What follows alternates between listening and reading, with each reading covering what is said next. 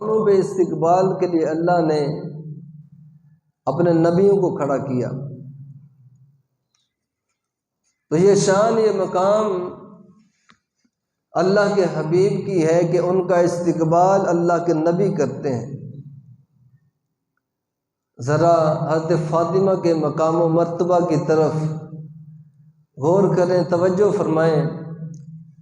حضور وہ ہیں کہ جن کا استقبال نبی کرتے ہیں، حضرت فاطمہ وہ ہیں کہ جن کا استقبال اللہ کے حبیب کرتے ہیں صلی اللہ علیہ وآلہ وسلم۔ حضرت فاطمہ تو زہرا رضی اللہ عنہ سے آقا علیہ الصلوۃ والسلام کی محبت کا انداز کیا ہے کہ جب کبھی حضرت فاطمہ تو زہرا رضی اللہ عنہ آقا علیہ الصلوۃ والسلام سے ملاقات کے لیے جاتی ہیں، نبی کریم کھڑے ہیں تو دروازے پر لینے آتے، اور اگر بیٹھے ہیں تو کھڑے ہو کر حضرت فاطمہ کا استقبال کیا کرتے تھے۔ اور کس انداز میں؟ جب حضرت فاطمہ قریب آتی ہیں تو حضرت فاطمہ کا چہرہ مبارک پکڑتے ہیں، چہرے پہ دونوں ہاتھ رکھتے ہیں اور حضرت فاطمہ کی پیشانی پہ بوسہ دیتے ہیں۔ یہ آقا علیہ الصلوۃ والسلام کا بیٹی سے انداز محبت ہے۔ اور یہ کون سا دور ہے کہ جب اللہ کے حبیب بیٹی کو عزت دے رہے ہیں؟ وہ دور ہے کہ جس دور کے لوگ بیٹی کی ولادت پر شرمندگی محسوس کرتے ہیں، معاذ اللہ منہ چھپاتے پھرتے ہیں کہ میرے گھر میں بیٹی کی ولادت ہوئی، اتنی شرم محسوس کرتے کہ کئی دن تک باپ گھر سے نہیں نکلتا تھا کہ کہیں کوئی پوچھ نہ لے کہ بیٹی ہوئی ہے، بیٹا ہوا ہے، اتنی شرم محسوس کرتے۔ اور یہ مشہور بات آپ نے سنی ہے، بعض تو جہالت کی اس حد تک پہنچ جاتے کہ جب پتہ چلتا کہ بیٹی ہے تو زندہ بیٹی کو اٹھاتے اور گڑھے میں ڈال دیتے، زندہ کو معاذ اللہ دفن کر دیتے۔ جہالت کی انتہا تھی اس دور کے اندر کہ جب بیٹیوں سے نفرت کی جاتی اور بچیوں کو کم تر اور حقیر سمجھا جاتا تھا۔ اس دور کے اندر نبی پاک صلی اللہ علیہ وسلم نے سکھایا امت کو کہ جب بیٹی آتی ہے تو اللہ کے حبیب کھڑے ہوتے ہیں اور لوگوں کو بتاتے ہیں، لوگوں بیٹیاں تو بڑی عظمت والی ہوتی ہیں، بیٹیاں تو بڑی شان والی ہوتی ہیں۔ تو آقا علیہ الصلوۃ والسلام قیامت تک آنے والے لوگوں کو درس دے گئے، کیا لوگوں، اگر بیٹی کی تربیت تو نے اچھی کی ہے تو پھر بیٹی تیرے لیے شرم اور عار کا باعث نہیں بنے گی بلکہ تیرے لیے فخر کا باعث ہے۔ تو آقا علیہ الصلوۃ والسلام نے حضرت فاطمہ سے انتہائی محبت کی ہے۔ حضرت فاطمہ زہرا رضی اللہ تعالیٰ عنہ کی شان بیان کرتے ہوئے علامہ اقبال فرماتے ہیں، علامہ اقبال لوگوں سے کہتے ہیں، لوگوں حضرت مریم کی بڑی شان ہے، قرآن پڑھو گے تو مریم کی شان کا پتہ چلے گا۔ حضرت مریم کی کرامتوں کو اللہ نے قرآن کے اندر بیان فرمایا، حضرت مریم کی ولادت کو اللہ نے قرآن میں بیان فرمایا۔ حضرت مریم رضی اللہ عنہ درخت کے نیچے بیٹھتی ہیں اور درخت کی ٹہنی کو پکڑ کر ہلاتی ہیں، اب وہ درخت جو خشک تھا اللہ اس کو سرسبز فرما دیتا ہے۔ یہ مریم کی شان ہے۔ اور حضرت مریم علیہ السلام کے سامنے جب حجرے میں بیٹھ کر اللہ کی عبادت کرتی ہیں تو اللہ تعالیٰ خزانہ غیب سے مریم کو پھل عطا فرماتا ہے۔ یہ وہ مریم ہے۔ جب مریم پر تہمت لگائی قوم نے کہ مریم تیرے تو شادی نہیں ہوئی، تیرا تو شوہر ہی نہیں ہے، یہ بچہ کہاں سے آ گیا، تو وہاں پر اللہ نے مریم کی عزت کا دفاع کیا ہے۔ حضرت عیسیٰ علیہ السلام بول کر اپنی ماں کا دفاع کرتے ہیں کہ میں اللہ کا بندہ ہوں اور میں اللہ کی طرف سے آیا ہوں۔ یہ وہ مریم ہے کہ جن کا جگہ جگہ پر قرآن پاک کے اندر تذکرہ ملتا ہے، بلکہ جب ان کی ولادت ہوئی تو اس وقت والدہ نے منت مانی ہوئی تھی کہ یا اللہ مجھے جو بھی عطا کرے گا، میرے بطن میں جو کچھ ہے، جب یہ دنیا میں آئے گا تو اس کو تیرے دین کے لیے وقف کروں گی، تیری عبادت کے لیے وقف کروں گی۔ والدہ نے منت مانی ہے۔ جب حضرت مریم کی ولادت ہوتی ہے تو والدہ پریشان ہوتی ہیں، کہتی ہیں یا اللہ یہ تو بچی ہے، اس کو تیری عبادت اور تیرے دین کے لیے کیسے وقف کروں گی، اس کو اکیلا کیسے چھوڑ سکتی ہوں؟ تو اللہ کریم کی طرف سے جواب آتا ہے لیس الذکر کالانثی، کہ اے مریم کی ماں، جو بچی ہم نے تم کو عطا کی ہے، یہ زمانے کے مرد بھی اس کا مقابلہ نہیں کر سکتے، تجھے وہ بیٹی ہم نے عطا کی ہے، کئی بیٹے مل کر اس کا مقابلہ نہیں کر سکتے۔ یہ وہ مریم ہے کہ جن کی عظمت کو اللہ قرآن کے اندر بیان فرما رہا ہے۔ اب علامہ اقبال کیا کہتے ہیں؟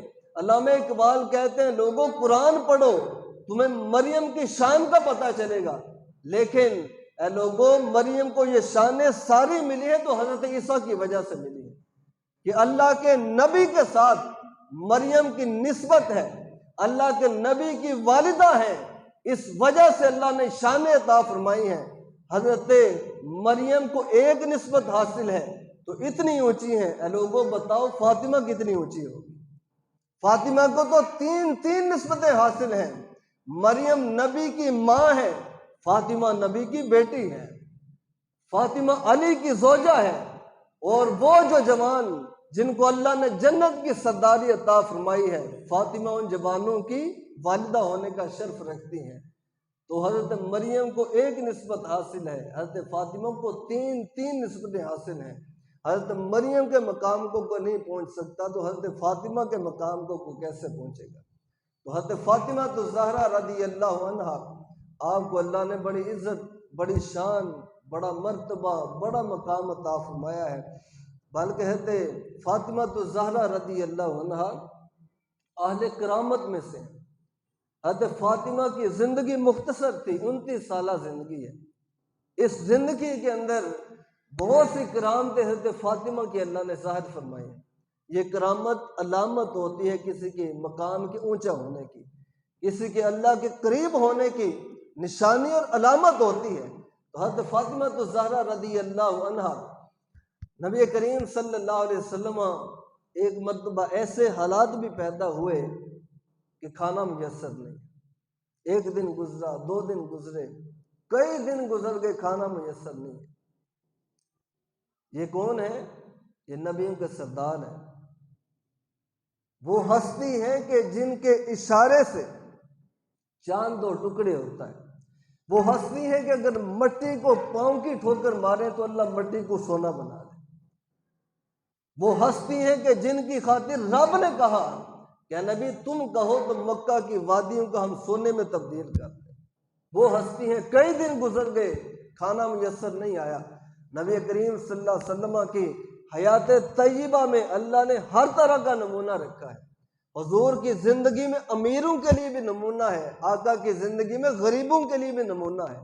کبھی حالات ایسے پیدا ہو جاتے ہیں بندے کی زندگی میں کہ تنگ دستی آ جاتی ہے، معاملات اور اخراجات پورے نہیں ہوتے، تو ایسے حالات میں اللہ نے نبی کو یہ نمونہ بھی عطا کیا ہے کہ کئی دن کھانا میسر نہیں تو جو غریب ہو وہ اپنے نبی کی زندگی کو دیکھ لے کہ وہ نبی ہیں، اللہ کے حبیب ہیں، نبیوں کے سردار ہیں، کئی دن فاقہ آ گیا، پھر میری آپ کی کیا اوقات ہے؟ تو آقا علیہ الصلوۃ والسلام ہمارے لیے رول ماڈل ہیں، امیروں کے لیے بھی، غریبوں کے لیے بھی۔ آقا علیہ الصلوۃ والسلام نے کئی دن فاقے میں گزارے لیکن رب سے شکوہ نہیں کیا، رب سے شکایت نہیں کی یا اللہ تیرا نبی ہوں، تیرا حبیب ہوں، نہیں، بس تکلیف برداشت کرتے رہے۔ جب انتہا ہوئی تکلیف کی، بھوک کی شدت کی انتہا ہوئی، تو پھر آقا علیہ الصلوۃ والسلام اپنی تمام ازواج کے گھروں میں گئے، اپنی ازواج سے پوچھا کہ بھی کھانے کے لیے کچھ ہے؟ اب 9 یا 11 گھر ہیں، 9 گھروں میں سے ایک کھجور کا ٹکڑا بھی نہیں ملا، ایک ٹکڑا کھجور کا 9 گھروں میں سے۔ یہ کس کے گھر ہیں؟ یہ اللہ کے رسول کے گھر ہیں۔ گھروں میں رہنے والی کون ہے؟ حضور کی ازواج ہیں۔ اب دیکھیں ظاہراً تنگ دستی کا یہ عالم ہے کہ ایک کھجور کا ٹکڑا بھی گھر میں نہیں ہے، لیکن ان عورتوں کو سلام پیش کرتے ہیں جن کو اللہ نے حبیب کی زوجیت کا شرف عطا فرمایا ہے، بھوک اور پیاس میں وقت گزار رہی ہیں لیکن حضور سے شکوہ نہیں کیا، شوہر سے شکوہ نہیں کیا، شوہر سے جھگڑا نہیں کیا۔ حالات دیکھیں کیسے ہیں، آج تو ہمارے گھر بھرے ہوئے ہیں سامان کے ساتھ، کئی کئی دن کا راشن گھروں میں موجود ہے، جھگڑے ختم نہیں ہوتے، لڑائیاں ختم نہیں ہوتی، ڈیمانڈیں ختم نہیں ہوتی، اب اس گھر کے اندر کھانے کا ضرورت کا سامان بھی نہیں ہے، لیکن ازواج مطہرات کے گھر سے کبھی کسی زوجہ کی اونچی آواز آئی ہو؟ ممکن ہی نہیں، کبھی کسی نے سنا ہی نہیں ہے۔ یہ وہ عورتیں ہیں جب بیوی وفادار ہوتی ہے تو پھر زندگی پرسکون ہوتی ہے، پھر زندگی پرسکون ہوتی ہے۔ تو جب ازواج مطہرات رضی اللہ عنہن نے اس انداز میں زندگی گزاری کہ حضور نے کہا دن ہے تو انہوں نے کہا دن ہے، آقا نے کہا رات ہے تو انہوں نے کہا رات ہے، اے میری ازواج کھانا میسر نہیں ہے، یا رسول اللہ کوئی بات نہیں ہے، ایسا ہی وقت گزرے گا۔ جب اس انداز میں ازواج مطہرات نے حضور کا ساتھ دیا تو پھر اللہ نے ان ازواج کی تعریف بھی فرمائی ہے، اور کس انداز میں فرمایا، یا نساء النبی لستن کا احد من النساء، زمانے کی کوئی عورت تمہارا مقابلہ نہیں کر سکتی، میرے نبی کی بیویوں زمانے کی کوئی عورت تمہارا مقابلہ نہیں کر سکتی۔ یہ مقام، یہ شرف اللہ نے ازواج مطہرات کو عطا فرمایا ہے۔ اب سارے گھروں میں حضور پوچھ چکے ہیں، کھجور کا ایک ٹکڑا بھی نہیں ملتا۔ اب نبی کریم صلی اللہ علیہ وآلہ وسلم اپنی پیاری بیٹی حضرت فاطمہ الزہرا رضی اللہ عنہا کے گھر کا رخ کرتے ہیں، گھر قریبی تھا، آقا علیہ الصلوۃ والسلام وہاں تشریف لے گئے، جا کر پوچھا فاطمہ کچھ کھانے کو ہے؟ اب یہاں سے کیا جواب ملتا ہے؟ حضرت فاطمہ رضی اللہ عنہ ادب سے عرض کرتی ہیں، ابا جان کھانے کے لیے کچھ بھی نہیں۔ یہ گھروں کے حالات ہیں، یہ وہ لوگ ہیں جو امت میں سب سے اونچے ہیں، وہ لوگ ہیں جو امت میں سب سے اعلیٰ ہیں۔ ان لوگوں کے گھروں کا حال ہے کہ ایک ایک دو دو وقت کا کھانا بھی موجود نہیں ہے۔ اب حضرت فاطمہ رضی اللہ عنہ بھی عرض کرتی ہیں، ابا جان کچھ بھی نہیں ہے۔ اب یہاں عرض کرنا چاہوں گا کہ ہمارے معاشرے میں ایک یہ سوچ بھی ملتی ہے کہ بھئی بیٹی کے گھر سے کچھ نہیں کھانا۔ کچھ لوگ یہ بات کرتے نظر آتے ہیں، بھئی زندگی گزر گئی ہے، بیٹی کے گھر سے پانی کا گلاس بھی نہیں پیا۔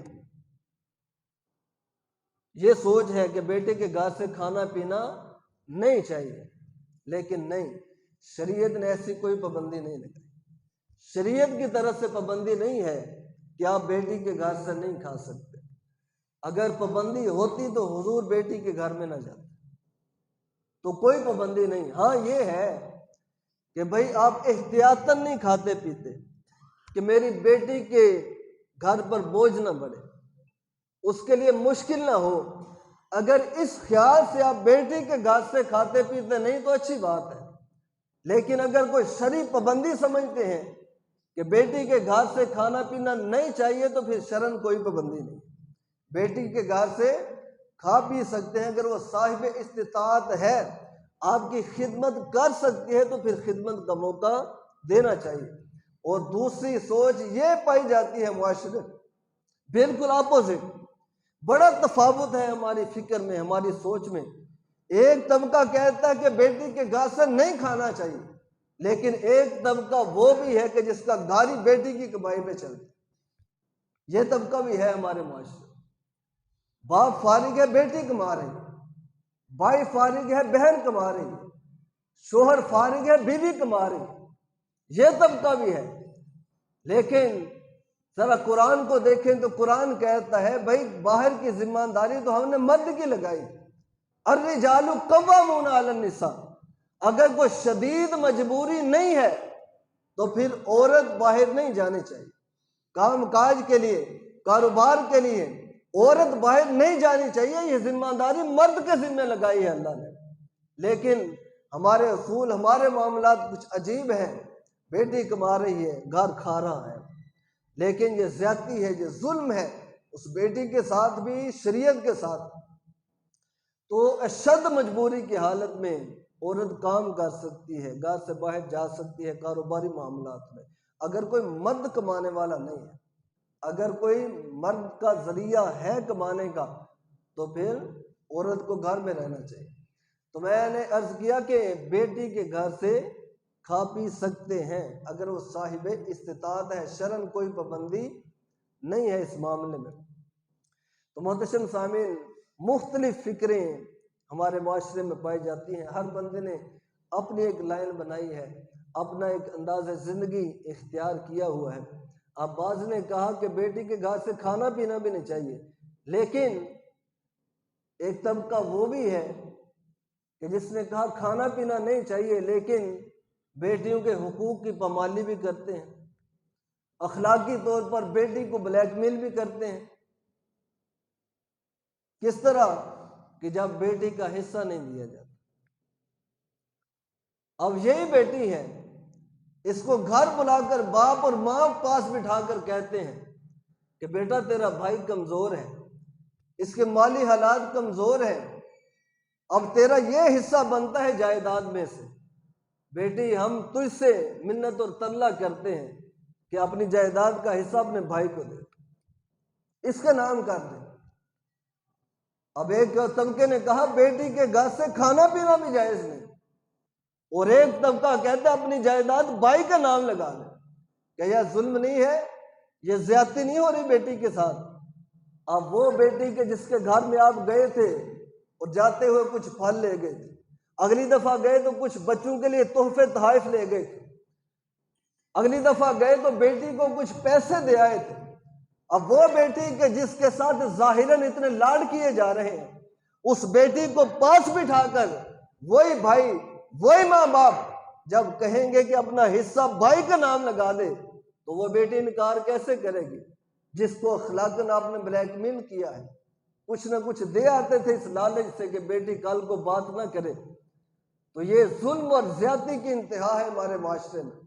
چاہیے تو یہ تھا کہ اس بیٹی کو گھر بلاتے اور ہر چیز کا حصہ الگ کرتے۔ بھائی کے 2 حصے ہیں، بہن کا 1 حصہ ہے، ہر چیز کا حصہ الگ ہوتا، بیٹی کو پاس بٹھاتے اور بیٹی سے کہتے بیٹا فلاں پلاٹ تیرا ہے، فلاں دکان تیری ہے، فلاں مکان تیرے نام پر ہے۔ اب بیٹی آگے سے کہتی ہے ابا جان کوئی بات نہیں، رکھ لیں، میرے بھائی کو دے دیں، اور باپ کا جواب یہ ہوتا بیٹا یہ تیرا حق ہے، تجھے ہی مل کر دے، تیرا حق ہے، تجھے ہی ملنا چاہیے، تیرا بھائی کما رہا ہے، اس کا سلسلہ چل رہا ہے۔ اب ہم نے اس بیٹے کو تو دیکھا کہ ایک بیٹا کمانے والا ہے، حالات ٹائٹ ہیں، تنگ دست ہے، اس کے لیے مشکلات ہیں، لیکن اس بیٹی کے گھر کو بھی کبھی دیکھ لیا کریں کہ اس کا نظام کیسے چل رہا ہے، اس کے معاملات کیسے چل رہے ہیں۔ اگر آپ کا بیٹا تنگ دست ہے تو آپ کی بیٹی کا شوہر اس کے حالات بھی دیکھ لیں، وہ بھی تو کسی کا بیٹا ہے، وہ بھی تو محنت کر رہا ہے، وہ بھی تو تگدو کر رہا ہے۔ جو بیٹی اگلے گھر میں آپ نے بھیجی ہے، اس بیٹی کو اللہ نے اولاد بھی عطا فرمائی ہے، اس کو بیٹے بھی دیے ہیں، اس کو بیٹیاں بھی دی ہیں، وہ بھی مکان کے لیے ضرورت مند ہے، وہ بھی کاروبار کے لیے ضرورت مند ہے، تو اس کے حالات کو کبھی دیکھا کریں۔ اب اس کا حصہ تو آپ نے رکھ لیا، اگر یہی حصہ بیٹی کو دیتے تو اس حصے میں بیٹی مکان بنا لیتی، اس حصے کو بیچ کر بیٹی اپنے شوہر کو کاروبار بنا دیتی، اپنی اولاد کے لیے کاروبار کا انتظام کر لیتی، لیکن آپ نے اخلاقی طور پر اس کو بلیک میل کیا اور اس کی جائیداد کو ہڑپ کر کے۔ اب بعضوں نے کہا پانی بھی بیٹی کے گھر سے نہیں پینا چاہیے، اور بعض پوری جائیداد ہڑپ کر جاتے ہیں۔ تو ہمارے معاشرے میں کوئی ایک طبقہ نہیں ہے، ایک طرح کا انداز زندگی نہیں ہے، جس کا جدھر جی آتا ہے ادھر چل پڑتا ہے۔ تو میں عرض کروں کہ بیٹیوں کے ساتھ زیادتی نہ کیا، زیادتی نہیں ہونی چاہیے بیٹیوں کے ساتھ، ان کا جو حصہ بنتا ہے بخوشی اللہ کی رضا کے لیے نکال کر بیٹے کو بلا کر عزت کے ساتھ اس کے حوالے کیا کر۔ تو محتشم سامعین، نبی کریم صلی اللہ علیہ وسلم حضرت فاطمہ کے گھر جاتے ہیں، پوچھا بیٹی کھانے کے لیے کچھ ہے؟ یا رسول اللہ کچھ بھی نہیں ہے۔ آقا علیہ الصلوۃ والسلام واپس اپنے گھر چلے جاتے ہیں۔ اب کچھ ہی وقت گزرتا ہے کہ حضرت فاطمہ رضی اللہ عنہ کے گھر میں پڑوسن کچھ کھانا بھیجتی ہیں، جس میں 2 روٹیاں 1 بوٹی۔ حضرت فاطمہ کو جب یہ کھانا ملتا ہے تو فاطمہ تو زہرا رضی اللہ عنہ بڑی خوش ہوتی ہیں کہ میرے والد گرامی کے کھانے کا انتظام اللہ نے فرما دیا ہے۔ اب خود بھی بھوک ہے، بچے بھی گھر میں بھوکے ہیں، لیکن حضرت فاطمہ قسم اٹھاتی ہیں کہ یہ کھانا نہ میں خود کھاؤں گی نہ میرے بچے کھائیں گے، بلکہ یہ کھانا اللہ کے رسول کھائیں گے۔ حضرت فاطمہ رضی اللہ عنہ نے ایک برتن کے اندر وہ کھانا رکھا اور بابا جان کو پیغام بھیجا، امام حسن یا امام حسین رضی اللہ عنہما چلے گئے، آقا علیہ الصلوۃ والسلام کو بلا کر لائے۔ اب نبی رحمت صلی اللہ علیہ وسلم تشریف لاتے ہیں، بیٹی کیا بات ہے؟ عرض کی ابا جان کھانا پیش کرنا چاہتی ہوں۔ فاطمہ لے آؤ۔ حضرت فاطمہ رضی اللہ عنہ جب اس برتن کے پاس جاتی ہیں جس میں کھانا رکھا تھا، وہ برتن ڈھکا ہوا ہے، حضرت فاطمہ جب اس کا ڈھکن اٹھاتی ہیں تو جب رکھا تھا 2 روٹیاں اور 1 بوٹی تھی، لیکن اب جب ڈھکن اٹھایا ہے تو پورے کا پورا برتن کھانے سے بھرا ہوا، پورا برتن کھانے سے بھرا ہوا ہے۔ یہ کیا ہے؟ یہ برکت ہے جو رب عطا کرتا ہے۔ وہ مسبب الاسباب، جہاں سے چاہتا ہے اسباب پیدا فرما دیتا ہے، اس کو اسباب کی ضرورت نہیں ہوتی۔ اور جب کبھی آپ کو مشکل بن جائے تو مسبب الاسباب کی بارگاہ میں عرض کیا کریں۔ جب کبھی ذہن میں یہ بات آئے کہ اب ایسی مشکل میں پھنسا ہوں کہ راستہ کوئی نہیں ہے، نکل نہیں سکتا، تو پھر اس کی بارگاہ میں عرض کیا کریں کہ جس کو اسباب کی ضرورت نہیں ہے، جو کن کی طاقت رکھتا ہے، صرف کن بولتا ہے، سارے اسباب پیدا ہو جاتے ہیں۔ تو اس مسبب الاسباب نے کھانے میں برکت پیدا فرما دی۔ اب حضرت فاطمہ تو زہرا رضی اللہ عنہ نے جب یہ معاملہ دیکھا تو 2 کام کیے۔ کیا؟ ایک اللہ کی حمد کی، اس کا شکر ادا کیا، اس کا ذکر کیا، اور دوسرا اللہ کے رسول پر درود و سلام پڑھا۔ جب یہ رب کا کرم دیکھا، اس کی مہربانی دیکھی، تو اللہ کی حمد کی، درود و سلام پڑھا۔ اب حضرت فاطمہ تو زہرا رضی اللہ عنہ نے یہاں پر ہمیں بھی ایک درس دیا ہے۔ حضرت فاطمہ کو کیا ملا تھا؟ رب کی طرف سے نعمت ملی تھی۔ جب نعمت ملی تو حضرت فاطمہ نے اللہ کا ذکر کیا، حضور پر درود پڑھا۔ حضرت فاطمہ رضی اللہ عنہ نے قیامت تک امت کو نمونہ دیا ہے۔ کیا لوگوں، جب اللہ نعمت عطا فرمائے اور جب اللہ خوشی عطا فرمائے تو پھر اللہ کی حمد کرنی چاہیے، حضور پہ درود و سلام پڑھنا چاہیے۔ یہ خوشی کا، یہ اس نعمت کا شکرانہ ہے، یہ شکرانے کا انداز ایک بندہ مومن کا ہونا چاہیے۔ اب اس پر بھی اگر توجہ کریں تو ہم جب نعمت ملتی ہے، خوشی کا موقع ہوتا ہے، تو پھر ہم پیسے دے کر اللہ کی نافرمانی کرتے ہیں، پیسے دے کر گناہ کرتے ہیں، پیسے دے کر اللہ کی نافرمانی کرتے ہیں۔ اب دکان کا افتتاح، دکان نعمت تھی، خوشی کا موقع تھا، اللہ کا ذکر ہونا چاہیے تھا، قرآن کی تلاوت ہونی چاہیے تھی، حضور پر درود و سلام پڑھنا چاہیے تھا، لیکن میں نے دکان کا افتتاح کیا ڈول بجا کر، ہم نے دکان کا افتتاح کیا میوزک چلا کر، وہاں پر ڈیک چلا کر، وہاں پر بنگڑے ڈال کر۔ یہ نعمت کا شکرانہ ادا ہو رہا ہے۔ بیٹے اور بیٹی کی شادی خوشی کا موقع تھا، لیکن میں نے لاکھوں روپے دیے مووی بنانے والے کو، میں نے لاکھوں روپے دیے بینڈ والوں کو، میں نے لاکھوں روپے ہوا میں اڑا دیے، پیسے دے کر اللہ کی نافرمانی ہو رہی۔ یہ خوشی کا موقع ہے، یہ شکرانے کا انداز تھا، لیکن اب تو ایک اور بھی ٹرینڈ چلا ہے تو پرانا، لیکن اب جدت اختیار کرتا جا رہا ہے۔ وہ کیا کہ پہلے لوگ شادی بیاہ پر بیلیں دیتے تھے، اب 10 روپے کی 20 روپے کی بیل ہوتی تھی، اب 500 اور 1000 روپے کی بیلیں، ہزاروں لاکھوں روپے بیلوں میں لٹا دیے جاتے ہیں۔ اب لڑکے چھتوں پر چڑھ جاتے ہیں، پہلے تھوڑے بہت پیسے پھینکے جاتے تھے، اب لاکھوں روپے چھتوں پر کھڑے ہو کر گرا دیے جاتے ہیں، لاکھوں روپے۔ اب یہاں ایک نوجوان تھا، غریب گھر کا ہے، وہ دوست کی شادی میں چلا گیا، میں نے پوچھا کتنے پیسے گرائے؟ کہتا 43,000 روپے گرا دیا۔ 43,000، غریب گھر کا نوجوان تھا۔ اب نارمل گھروں کے بچے اگر 50 ہزار روپے گرا رہے ہیں، ہوا میں اڑا رہے ہیں، تو محتشم سامعین ذرا بتائیں، جب ان لوگوں سے سوال کیا جائے گا جو ڈالر بھی پھینکتے ہیں، ہوا میں اڑاتے ہیں، سوال کریں گے تو وہ کہیں گے یار لوگوں کی خدمت ہی تو کر رہے ہیں، یہ پیسے لوگوں تک ہی تو پہنچ رہے ہیں، غریبوں تک ہی تو پہنچ رہے ہیں۔ میں یہاں سوال پوچھوں گا، کیا ہمارے دین نے یہ طریقہ بتایا ہے غریب کی مدد کا؟ اب سارے لوگ ارد گرد اچھا لباس پہنا ہوئے ہیں، اچھی حالت میں ہیں، جو پیسے اڑانے والے ہیں۔ اب جو پیسے پکڑنے والے ہیں ان کا حال بھی تو دیکھیں ذرا، پھٹے ہوئے پرانے کپڑے ہیں اور بال بکھرے ہوئے ہیں ان کے، جو پیسے پکڑنے والے ہیں۔ اب پیسے پکڑتے ہوئے جھگڑا بھی ہو جاتا ہے، بعضوں کو چوٹ بھی لگ جاتی ہے، مردوں کے اندر خواتین بھی گھس جاتی ہیں، مرد و خواتین کا اختلاط بھی ہو جاتا ہے، اب پیسے پکڑتے ہوئے جھگڑے بھی ہو جاتے ہیں۔ بتائیں تو صحیح، یہ زندگی ہے ایک بندہ مومن کی؟ غریب کی اس طرح کی زندگی ہونی چاہیے۔ آپ نے اس کی مدد نہیں کی، آپ اس کو ذلیل کر رہے ہیں، آپ ذلیل کر رہے ہیں، پیسے نہیں لٹا رہے، یہ غریب کی مدد نہیں ہو رہی۔ ذرا دین کو تو دیکھیں کہ دین نے یہ انداز مدد ہمیں سکھایا ہے۔ ہمارا دین تو کہتا ہے بھائی دائیں ہاتھ سے دو تو بائیں کو خبر نہیں ہونی چاہیے۔ دین تو یہ طریقہ سکھا رہا ہے۔ اگر اعلانیہ دینے ہیں تو پھر بھی تجھے کسی کی تذلیل کرنے کی ضرورت اجازت نہیں ہے۔ الذین ینفقون اموالہم فی سبیل اللہ ثم لا یتبعون ما انفقوا منا ولا اذلہم اجرہم عند ربہم ولا خوف علیہم ولا ہم یحزنون۔ اللہ فرماتا ہے اگر کسی کی مدد کرے تو تجھے اجازت نہیں ہے کہ کل اس کو تانا بھی دے، کل اس کو یہ بھی کہے کہ میں نے فلاں ٹائم پر تیری مدد کی تھی، میرے احسان کو بھول گیا ہے۔ دین تو اس کی بھی اجازت نہیں دیتا۔ تو وہاں پیسے پکڑنے والوں کی جو تذلیل ہو رہی ہوتی ہے میرے آپ کے سامنے ہے۔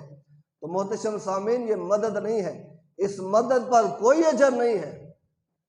اگر مدد کرنی ہے تو پھر یہ ٹرینڈ چلائیں، یہ طریقہ چلائیں۔ اگر بچے کی شادی پر واقعی آپ خوش ہیں اور اللہ کا شکر ادا کرنا چاہتے ہیں تو پھر اعلان کروا دیں، محلے کے اندر، بستی کے اندر اعلان کروائیں۔ اگر واقعی پیسے لٹانے ہیں آپ نے تو پھر اعلان کروائیں کہ صبح فلاں کے گھر کے دروازے پر آ جاؤ، ہر غریب کی مدد کی جائے گی۔ اب صبح لوگ لائنوں میں کھڑے ہوں، پھر آپ کی طاقت ہے ایک کو 500 دیں، 1000 روپے دیں، 10,000 دیں، ہر فرد کو عزت کے ساتھ اس کے ہاتھ میں پیسے دیں، اس کی جیب میں پیسے رکھیں۔